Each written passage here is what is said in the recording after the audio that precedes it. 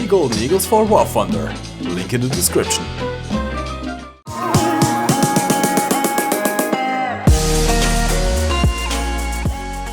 Hello you sexy beasts! Welcome back to War Thunder. This is the T-62, Russia's new shiny main battle tank. Now in game, the T-62 is classified as a rank 5 battle rating 8.0 medium tank, and as such it does get the artillery fire modification.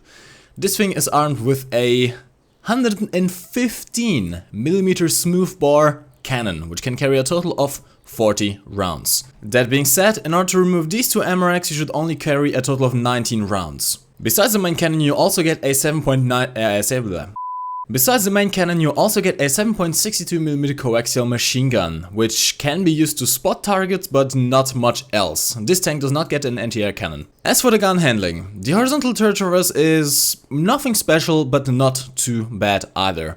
Stock, you get about 12 degrees per second, and with a fully aced crew, you get 17 degrees per second. It may hinder you sometimes when you have to quickly change between targets, but for most cases this turret rotation speed is perfectly acceptable.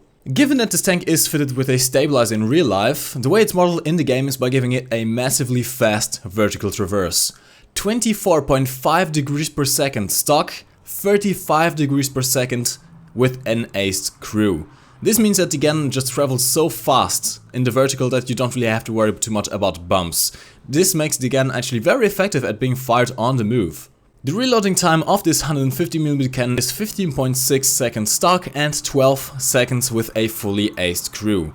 As you can see, that is quite a bit longer than stuff like for example the Chieftain Mark III and the Leopard, which are the main adversaries of this tank. In fact, it is the reload that is the downfall of the T-62. In typical Russian fashion, or should I say Soviet fashion, this thing has an absolutely depressing gun depression. 6 degrees down, 16 degrees up. Do not cross hills. This thing does not like hills. Neither by the gun depression, neither by the tank itself. Now the tank weighs a total of 37 tons and has a 580 horsepower engine, which gives it a total power to weight ratio of 15.7 horsepower per ton. Which sounds very good, and indeed it is. Do keep in mind, this is a medium tank. However, the top speed is only 50 km per hour, and that's only really on flat ground on a road. Most of the time you're going to be hovering around 30 to 35 km per hour. That being said, this tank does have a great acceleration on flat terrain. However, it does seem to struggle a lot with hills. The engine just isn't quite powerful enough to propel this thing very fast up a hill, and in fact it is represented by the actually surprisingly low maximum inclination that this thing can handle of only 35 degrees. Do not expect to be climbing mountains with this thing. This is a flat terrain tank. Now as for the armor, what is so special about this tank? Well, first of all, of course the hull armor is absolutely horrible.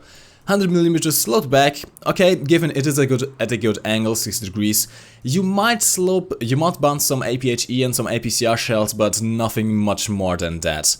And in fact, the upper hull is weaker than the lower hull. And guess what? Just behind that are, of course, the massive weak points of the ammo racks and the fuel tanks.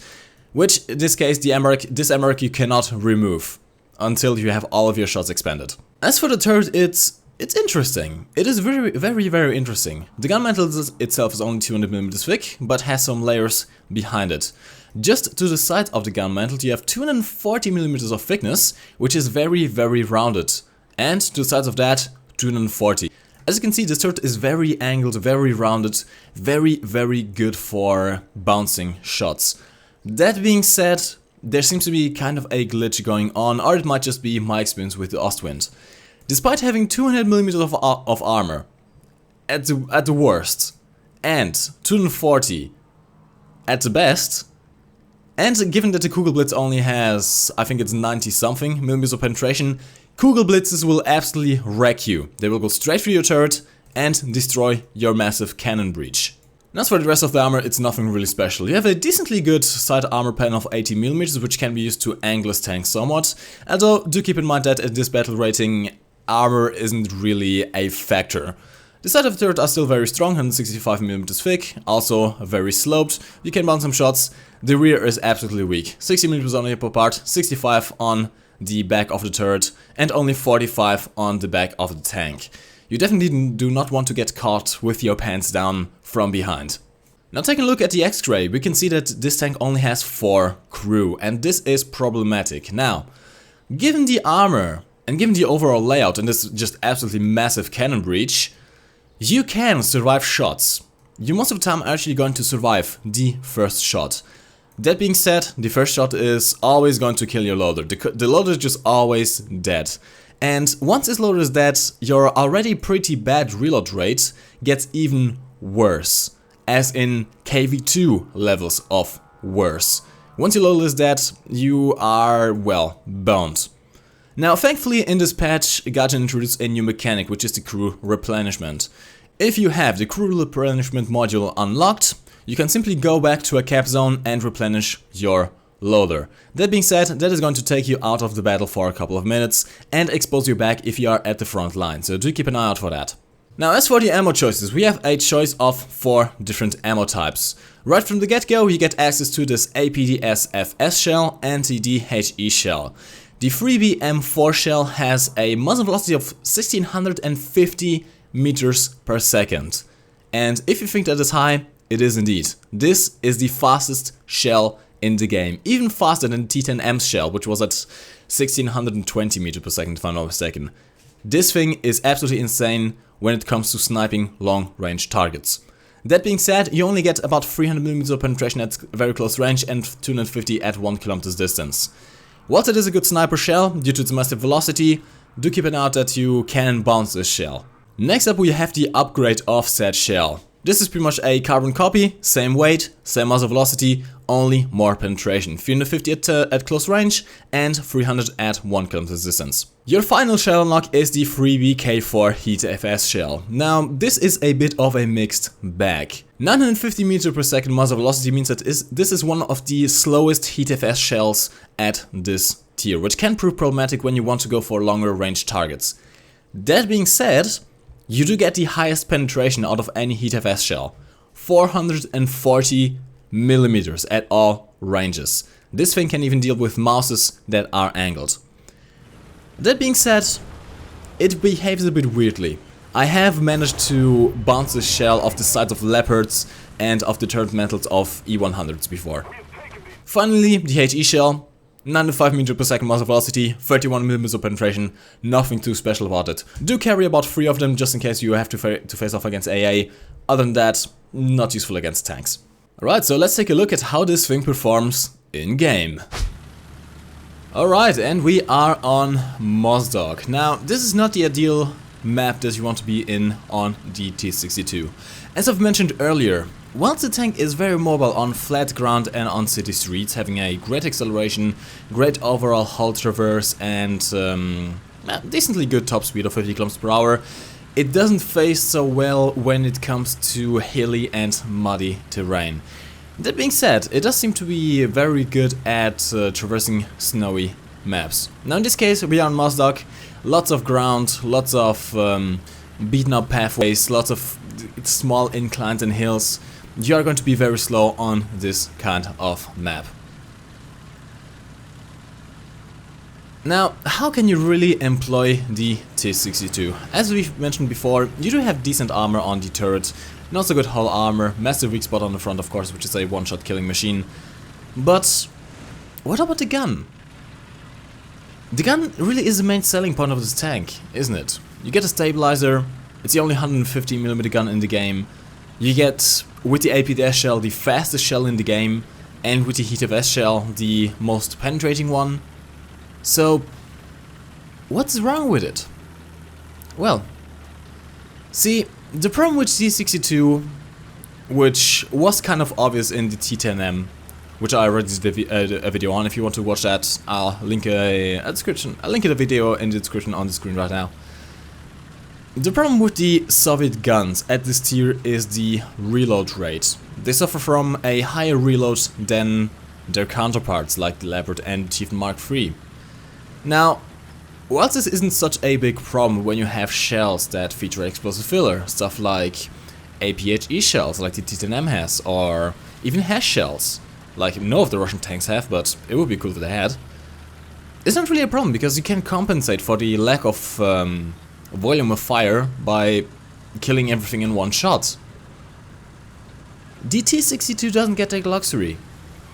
The only shells you have available to you are APDS and Heat-FS. And unless you get a lucky shot off into an ammo rack and blow it up, most of the time you're not going to kill your enemy in one shot. And that is a huge problem when you have a reload time as long as this one. Remember, 15 seconds stock, 12 seconds with an ace crew. Now, whilst the armor is decently okay, I did mention that you do have the survivability. If the enemy doesn't know what he's doing, you can survive the first shot. But sadly, it always takes out your loader. And you only have 4 crew, do remember that. I'm now down to 2 crew. That chieftain just completely wrecked my commander and my loader. I was lucky not to die in that one shot there. Thankfully, the cannon breach does provide to be a good shrapnel catcher. I'm going to actually mention that in detail later on in the video. It's actually going to save my life. That being said, once your loader is down, look at that reload rate. Now remember, we had a 12-second reload with an ace crew. Now that the loader is down, that is double. That's a 24-second reload that you're looking at. And even though I do have the crew replenishment module unlocked, I can't do anything with it. In order to replenish my crew, I would have to go into the cap zone, cap it, not die on the way there, and only after capping it can I replenish my crew, which is going to take another couple of seconds where I'm completely mobile. This tank just kind of suffers from an identity crisis. Yes, it is a very good brawler, and it is very mobile in city maps, as I said before, but your cannon just doesn't really support the brawling role. It can't decide whether it wants to be a long-range sniper with the gun, or whether it wants to be a flanker with the mobility of the tank, if it wants to be a close-range brawler with the armor. It doesn't know what to do. Now the chieftain is one of your main opponents in this tank, as I said before. The reload rate of the Chieftain Mark III is incredibly fast, and with the APDS shell, that 400mm APDS shell, it will go through you like butter, regardless of your armor. Now after the respawn, we are back on here. This is actually a really nice spot. I do really like this lake. Now I am playing on movie settings, by the way. Hopefully you guys can actually appreciate the graphical settings on the gameplay. But that besides, as you can see, this thing struggles up hills. It just does not like going up hills whatsoever. It has the power to weight ratio of a good medium tank, 15.7 horsepower per ton. It allows it to be very quick on the acceleration and very maneuverable on the hull traverse as well. But it requires flat and hard ground. It can traverse muddy areas, dirty areas decently well as long as they don't have any inclinations, but once you do the slightest of inclinations, you're going to lose all of your speed immediately, turning you very sluggish. Now this is of course completely different in city maps, as I mentioned before, and this is in fact the way that you should play the T-62. In my time with T-62, I've noticed that, well, I should probably start with how I try to start playing it. I try to play it as a flanker, first of all, because of its mobility. And whilst it works in some regard, and it's actually not a bad idea given your long reload, it's always a good idea to have some kind of unexpected approach or have some solid cover nearby that you can retreat to when you're reloading. Leopards just kind of outdo you at that role. They both have a much faster mobility and they have a much faster reload, which makes them much better at the flanking job than you are. So I tried turning it into the brawling role, which is getting close range, getting face to face with the enemy, and whilst I had some limited success, I did notice that alone this tank just doesn't really perform all that well. Now, don't get me wrong, the T-62 is a very good tank. It is a very good tank. But there's nothing that this tank does that other tanks don't do better already. The Leopard beats this thing in almost every regard except for survivability, due to it not having any ammo, not having any armor. But that being said, the Leopard is much faster, it's much stealthier, it's a smaller tank with a low profile, It still can punch right through you with its heat-FS shell, and it has a much faster fire rate. Not to mention that, something that I didn't mention earlier before is the reverse rate of the T-62. One of the reasons we actually got shot down by the Chieftain earlier is that it doesn't really have a great reverse speed. And again, that just counteracts the role that this tank could fulfill. If only it had a faster reverse speed, it could actually function very well as a close-range brawler, just popping out from cover, taking a shot, and then popping back in, giving you time to reload before going back out again. And that's something that you really would have to do given the long reload of this cannon. But since you don't even get that advantage of a reverse speed, I mean, it's usable, it's tolerable, but it's nothing compared to the likes of the Leopard. And it's just a tank that has the potential. It wants to be good, but it just gets set back by the small minute factors that just bunch up and just ultimately make this tank not the most competitive tank. It is competitive. I should probably rephrase that. It is competitive. It just isn't going to be the best tank in the game. Now here is the only actual strength that the T-62 has. We are facing off against the Chieftain Mark III. 400mm penetration. APDS shell. Two of our crews are already down. He took out pretty much our entire tank with the first shot. But look at that. He's not doing any more damage. See, the thing that is happening here is that small hill in front of us is actually covering our hull, which is keeping the driver safe, and he's actually trying to go for the driver but failing. In the meantime, I'm angling my turret towards the left. For one very simple reason. The cannon breach. The cannon breach of the T-62 is absolutely massive. And as such, it is very good at acting as a shield for your gunner. As long as you can control where the shots are coming from, as long as you can angle your turrets towards the left side so that the shots have to come in through the cannon breach, you can take an insane amount of beating. That Chieftain Mark III must be frustrated by now. And thankfully, and this is something that's very great, that doesn't happen on all tanks, the coaxial machine gun is actually controlled by the gunner, which means that as long as the gunner is alive, I can mark that guy. And by marking him, I give away his position, my teammates take him out. So, to recap the T-62, is it a good tank? Yes, it is a good tank, don't get me wrong. I was kind of negative in this video, but it is a good tank. I like it, it is beautiful, especially with this camo scheme. That being said, it has many drawbacks. It is not as fast as the Leopard. It is decently mobile in the city, but completely lacks any kind of mobility when it comes to hills. It does not have any kind of gun depression, which again adds to the fact that this tank is a flat terrain tank. Do not take it up a hill. It does not have the reverse speed that allows it to quickly poke out and poke back into cover to fully utilize its reload rate. Yes, the APDS shell is very fast, but it can still bounce itself. Yes, the heat-FS shell is the most penetrating heat-FS shell in the game, if I'm not mistaken, but it's also one of the slowest, which means it's not very good at long ranges, and you can still bounce shots off the sides of Leopards. And you don't get an anti-aircraft gun, which can prove problematic when you have to face off against Ostwinds, and not Ostwinds, Kugelblitzes for example. And since you do not get an APHE shell, there's really no point in using this thing over the Leopard, given that the Leopard has the same kind of penetrations, whilst having a much faster firing gun. This thing rarely gets a one-shot kill. Okay, given. It has the armor and it has the layout of the tank that it can survive shots, as I explained, as I showed you with the Chieftain Mark III. But if you're by yourself, that isn't going to save you. And then it clicked. The T-62 is a tank that isn't really anything special when played solo. However, when you play the T-62 in a wolf pack, this thing becomes game changing. Having that ability of surviving the first shot means that if you are facing a single enemy, or even 2 or 3 enemies, with a group of friends, say 2, 3 T-62s, you can survive the first shot, the enemy has to reload. In the meantime, your buddies simply obliterate him. You simply repair and repeat.